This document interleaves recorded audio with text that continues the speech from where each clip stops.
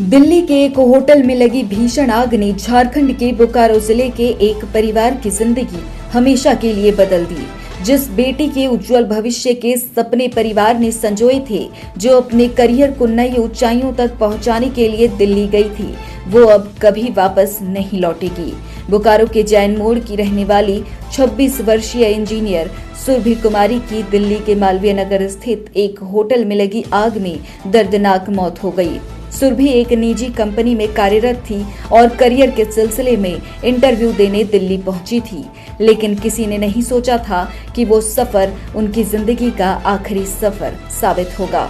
घटना की सूचना जैसे ही बोकारो पहुंची, पूरे इलाके में शोक की लहर दौड़ गई। परिवार पर दुखों का पहाड़ टूट पड़ा और जैन मोड़ की गलियां मातम में डूब गईं। देखिए ये भावुक कर देने वाली रिपोर्ट।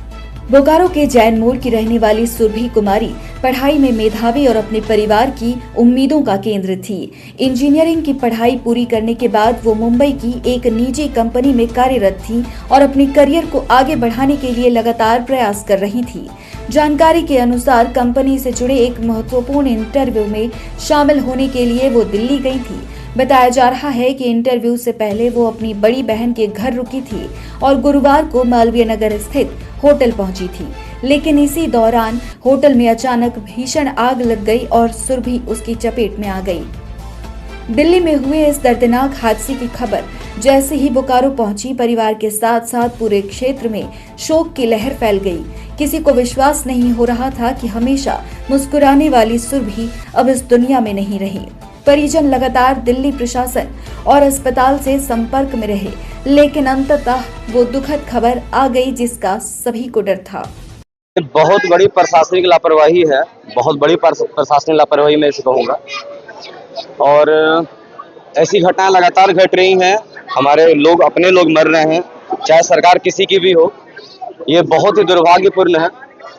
और अगर किसी के गुनाह साबित होने के बाद अगर उसे 35-36 साल के बाद भी सजा मिल सकती है, तो इस होटल का जिसने भी लाइसेंस पास किया, ये 6 कमरों की अनुमति थी और इसने 25 कमरे का बनाया अपना, तो जिसने भी इसे पास करवाया, जो नगर निगम के अधिकारी हों और जो भी लोग हों इस घटना में सम्मिलित, उन सब को अभी भी उन सब पर केस चलाया जाए और उन सब के सब को फांसी की सजा दी जाए।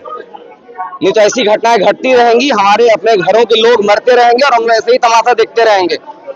आज हमारे घर की बेटी गई है, कल किसी और की जाएगी, परसों किसी और की जाएगी। ये एक दिन का तमाशा नहीं है। ये घटना के बाद सुरभि का पार्थिव शरीर दिल्ली से उनके पैतृक आवास जैन मोड़ लाया गया। जैसे ही पार्थिव शरीर घर पहुंचा, परिजनों की चीख पुकार से पूरा माहौल गमगीन हो गया। अंतिम दर्शन के लिए बड़ी संख्या में स्थानीय लोग, रिश्तेदार, मित्र और समाज के गणमान्य लोग मौजूद रहे। हर आंख नम थी और हर जुबान पर सिर्फ एक ही सवाल था कि आखिर इतनी होनहार बेटी की जिंदगी इतनी जल्दी क्यों खत्म हो गई। बहुत ही दुखद घटना है। हमारे जैन मोड़ के लिए बहुत ही दुखद घटना है। जो भी हुआ बहुत खराब हुआ। लकड़ी सर्विस कर रही थी, ट्रेनिंग में थी दिल्ली में, और होटल में जो आग लगा, ये बहुत ही दुखद घटना है, बहुत ही शर्मनाक घटना है। इसके ऊपर सरकार को थोड़ा ध्यान देना चाहिए। हमको ये बोले,